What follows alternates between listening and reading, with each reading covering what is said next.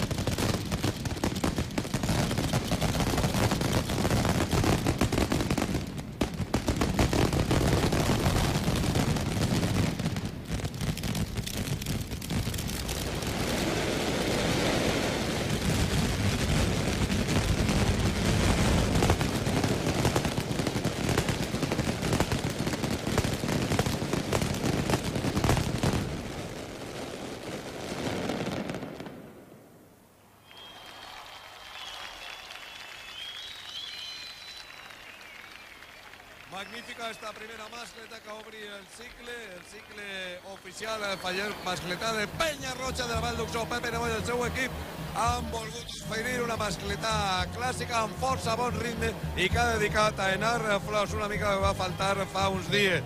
I ahir el balcó de l'Ajuntament, l'alcaldessa de la ciutat, la Rita Barberà, acompanyada del Faller el Major, de Pilar, l'Ariadna, les Corts d'Honor, també falleres majors i representants de les juntes locals de Xelaví, Massamagrell, Val d'Uxó, Tavernes de Valdigna i també representació de Nules i altres pobles que venen així a València. I ahí està Pepe Nebot, molt content per la seva primera gran mascletà que, com ja tradicional, Faller. L'ambient de festa és total l'ambient. La temperatura, 21 graus, el sol, alegria i la gent que vol i té ganes ja de festa fallera. Continua esta nit també la festa fallera perquè esta nit es fallaran els Premis Raga, el ninot més humorístic, més satíric de les falles. Demà continua així el cicle faller en esta plaça i anem a veure en un moment els millors moments d'esta primera mascletà del cicle faller. València ja està en falles.